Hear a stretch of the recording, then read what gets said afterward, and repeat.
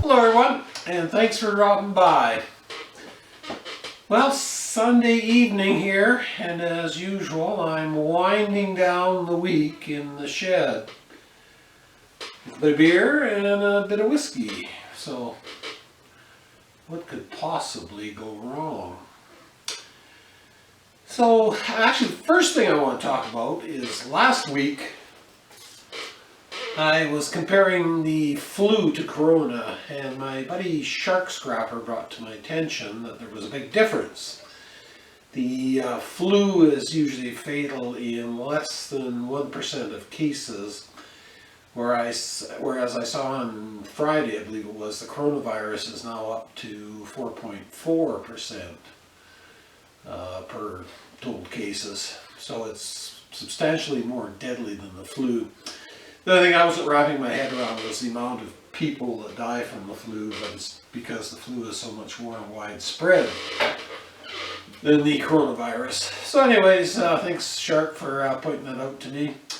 Just wanted to clear that up. I don't want to be spreading fake news because the media doesn't like competition, as we know.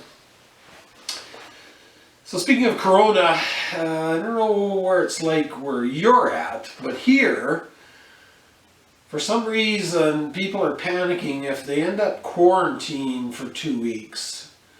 They're going out and buying all the toilet paper they can. So there's currently a run on toilet paper in all the big stores here. I saw a picture of a guy at Costco a few days ago. He had one of those great big flat Costco carts, and he had just piled up with toilet paper. No food. So I'm thinking, if you're trapped in your house for 14 days and you have no food, really, the toilet paper is not going to be a huge priority a few days in. But that, unfortunately, that shows the mentality of some people.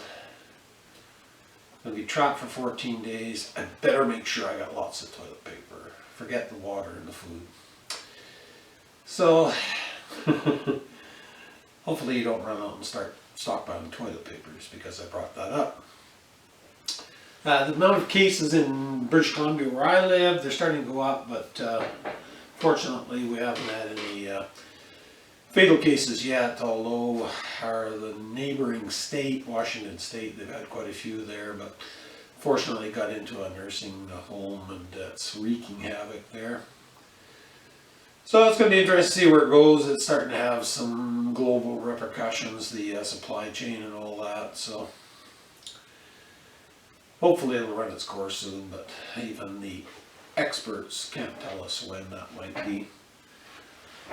So anyways, what else can you do but have a drink? It's going to happen whether you worry about it or not. So I'm down the other end of the shed here. This is a little different perspective. I thought maybe we needed a new backdrop from over there at that other bench.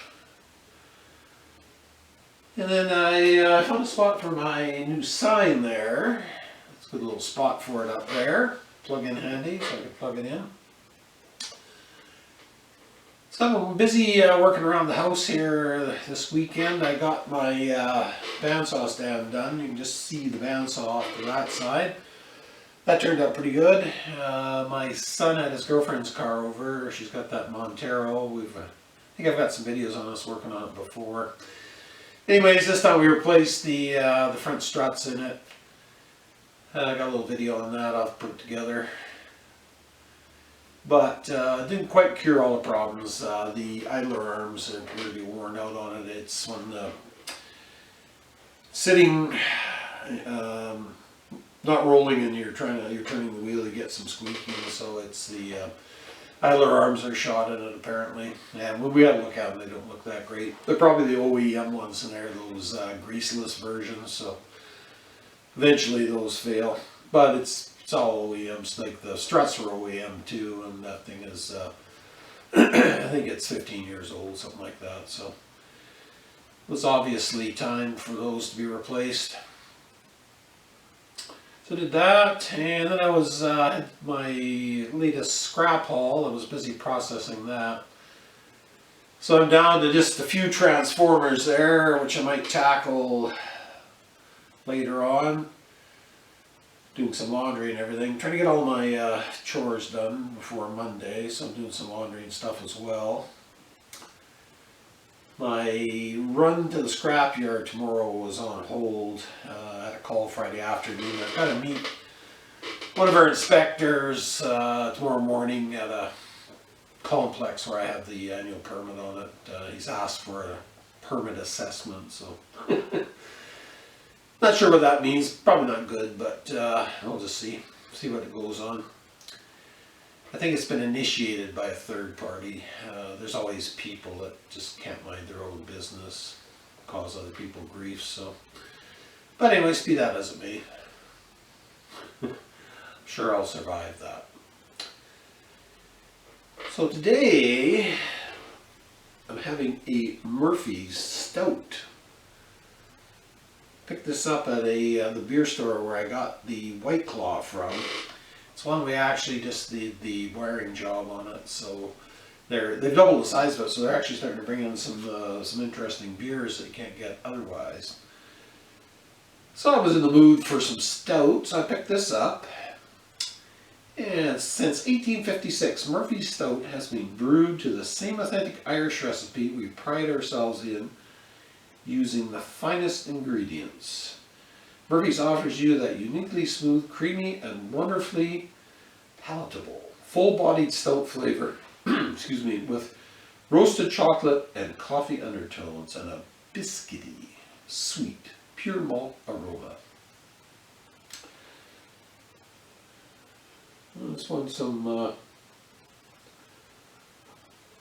I thought it was an award, but it's actually Brewers and Allied Trades Exhibition, Manchester, 1995.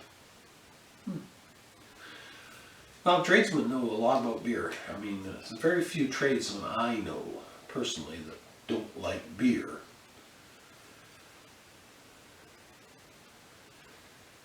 Brewed by the John Smith's Brewery, Tadcaster, England. Tadcaster, just a minute. I gotta check on something. So I knew that name Tadcaster suddenly rang a bell, and lo and behold, here's one of those bar trays I picked up a while ago. John Smith's Bitter, John Smith's Brewery, Tadcaster. So I guess apparently they make stout there too. So look at that. According to the tray, they also make magnet ales brewed here. Whatever those are. So yeah, that's interesting. I'll just put my John Smith's tray there and open up my John Smith's beer. Thought we were going to have a runaway there.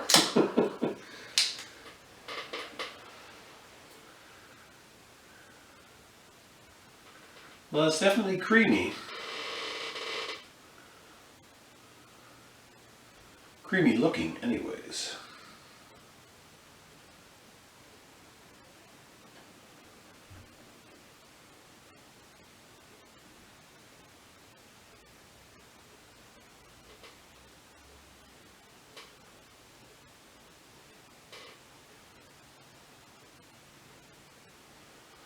Almost got it all.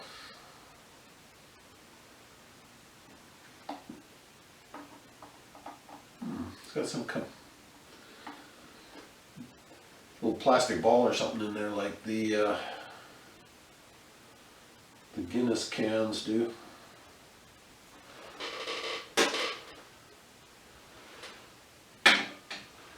Alright, let's just let that settle down for a minute. Now over here I've got Bareface Canadian Whisky Triple Oak, 7 years. Actually I did a review on this already a while back. This is rye whiskey they buy from somewhere in Ontario, they don't say where. But anyways, they buy rye whiskey and they actually bring it out here and they bottle it about 5-6 miles that way. But first they age it in 3 different oak casks. That's why they call it triple oak, obviously. bourbon barrels, then finished in French oak red wine barrels, and something else. Anyways, aged in 3 different oaks.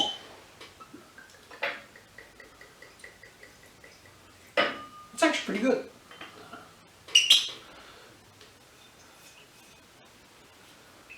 So if you're, I don't know if they export this stuff or not, but if you're in Canada, I definitely recommend looking that up.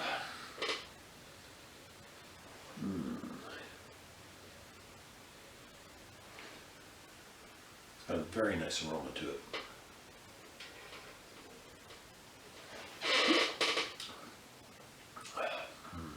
It's a good sipper.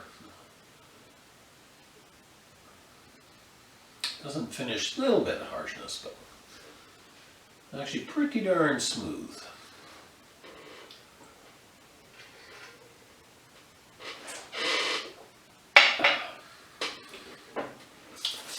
So excuse me, I was cleaning up and I found some Canadian Tire money. So no matter what happens, I'll have 10 cents in Canadian Tire money. Okay, so it looks like John Smith has settled down here, so.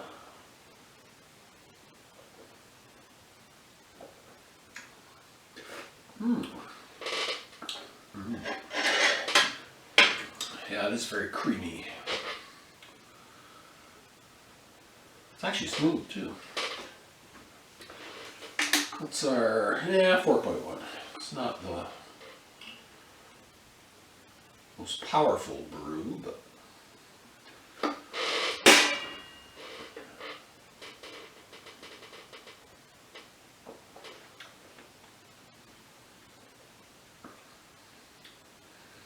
yeah, I'm not getting any of those coffee aftertastes or anything, but it's definitely a nice beer.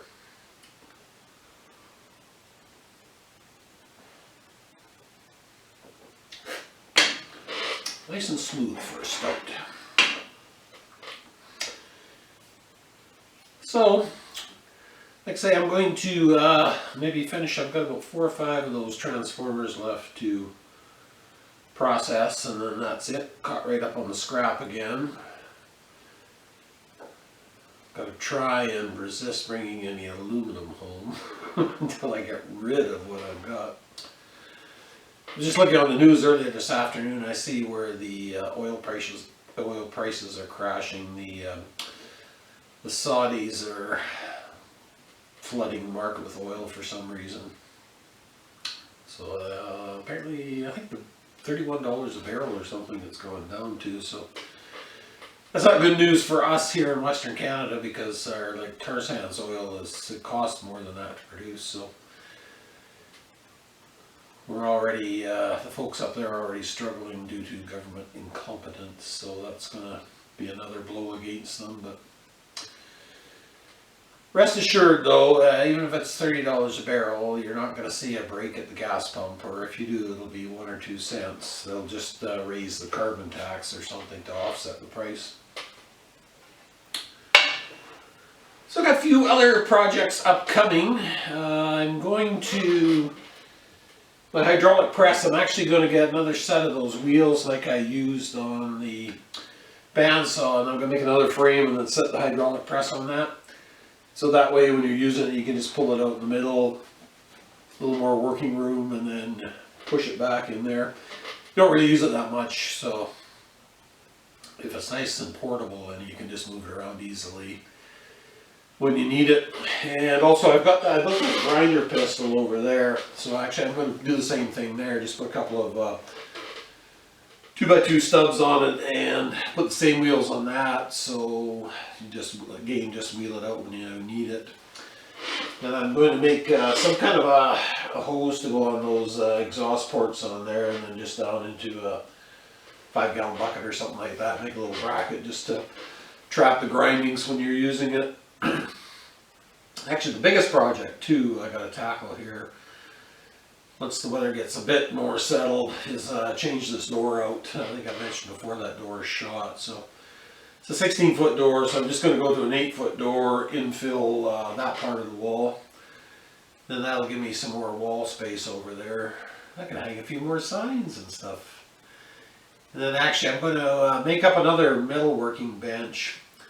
It's going to be 4 feet by 20 or 24. And then I'm going to drill a series of 1/2-inch holes in it. Just that you, and I've got some larger fixtures and stuff over there. That way you can just fix your stuff up, bolt it to the table, and if you're making some little project up, stabilize it for welding and that. So that's a few projects on the horizon. No time limit though. No schedule.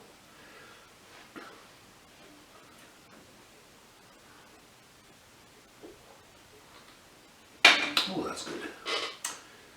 So I'm going to finish up my John Smith's beer from Tadcaster. And then get motivated to do a little bit more work. And then that'll probably be it for today. So I hope everybody had a nice weekend, and I hope that your upcoming week is good. It's going to be a tough week though. I saw somewhere we've got a full moon this week, Friday the 13th, and there was some other bad thing next week. But regardless, I'm sure we'll survive. So everyone, bye for now, and as always, cheers.